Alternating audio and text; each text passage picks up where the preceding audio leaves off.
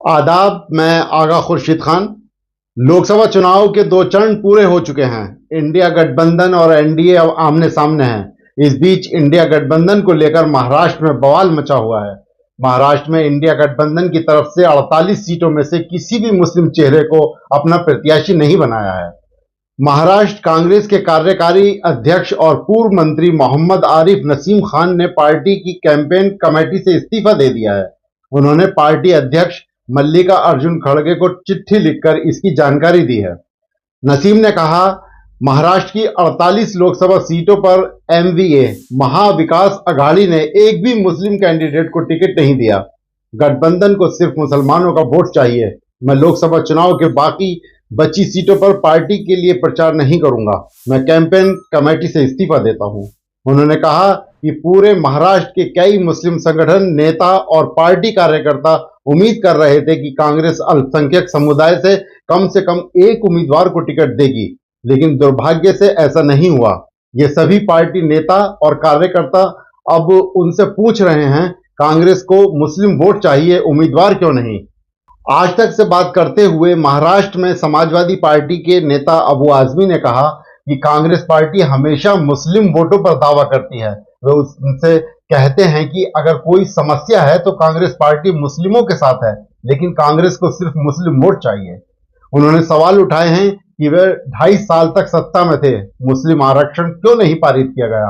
आप मुझे बताएं कि 48 सीटों में से एक भी टिकट मुस्लिम को क्यों नहीं दिया गया।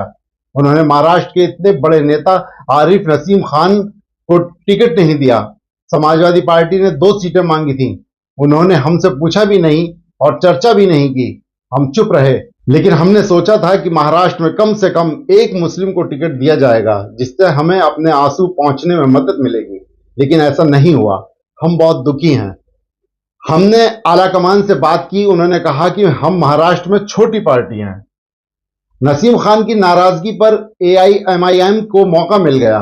एआईएमआईएम के प्रवक्ता वारिस पठान ने कांग्रेस पर सवाल उठाते हुए कहा कि इंडिया गठबंधन ने महाराष्ट्र की 48 लोकसभा सीटों में से एक पर भी मुस्लिम उम्मीदवार नहीं उतारा। वहीं इम्तियाज जलील ने सीधे टिकट का ऑफर भी दे दिया है। दूसरी ओर कांग्रेस के पूर्व संजय निरुपम ने भी कांग्रेस पर हमला बोला है। उन्होंने कहा है कि आपको मुसलमानों के वोट तो चाहिए, लेकिन उम्मीदवार नहीं। उन्होंने नसीम खान का टिकट कटने के पीछे उद्धव ठाकरे गुट का हाथ बताया। उन्होंने कहा कि कांग्रेस में अब विद्रोह पैदा होगा और उद्धव गुट को कांग्रेस का मुस्लिम वोट चाहिए, लेकिन मुस्लिम उम्मीदवार नहीं चाहिए। उन्होंने कांग्रेस पर प्रेशर बनवाया और टिकट कटवाया। यह एक ऐतिहासिक घटना है। कांग्रेस ने एक भी मुस्लिम उम्मीदवार को टिकट नहीं दिया। इससे असंतोष है और आने वाले समय में यह विद्रोह होगा। इस मसले पर कांग्रेस पार्टी की प्रतिक्रिया सामने नहीं आई। हालांकि इस मुद्दे पर कांग्रेस पार्टी ने विचार शुरू कर दिया है। राजनीतिक पंडितों का मानना है कि एक भी मुस्लिम को टिकट न देना कांग्रेस पार्टी और शरद पवार के लिए भारी पड़ सकता है। हालांकि कांग्रेस पार्टी ने महाराष्ट्र से ही मुस्लिम नेता इमरान प्रतापगढ़ी को राज्यसभा भेजा है, जो लगातार मुसलमानों के मुद्दों पर संसद से लेकर सड़क तक आवाज उठा रहे हैं। 60 के दशक में महाराष्ट्र के राज्य के अस्तित्व में आने के बाद से राज्य से कुल 567 लोकसभा सांसद चुने गए हैं। ऐसे राज्य में जहां हर 10वां व्यक्ति मुस्लिम है, इन 567 सांसदों में से केवल 15 यानी 2.5% से कम मुस्लिम थे। पिछले कुछ वर्षों में मुसलमानों ने खुद को राज्य की चुनावी राजनीति में तेजी से हाशिए पर पाया है और राजनीतिक दल उन्हें टिकट देने में झिझक रहे हैं। महाराष्ट्र में हुए पिछले 4 चुनावों में प्रमुख राजनीतिक दलों ने केवल 5 मुस्लिम उम्मीदवारों को मैदान में उतारा है। कांग्रेस ने 2004 में एक, 2009 में एनसीपी और कांग्रेस ने एक, 2014 में कांग्रेस ने एक उम्मीदवार खड़ा किया था। पिछले आम चुनाव में कांग्रेस ने अकोला में केवल एक मुस्लिम उम्मीदवार हिदायत पटेल को मैदान में उतारा था।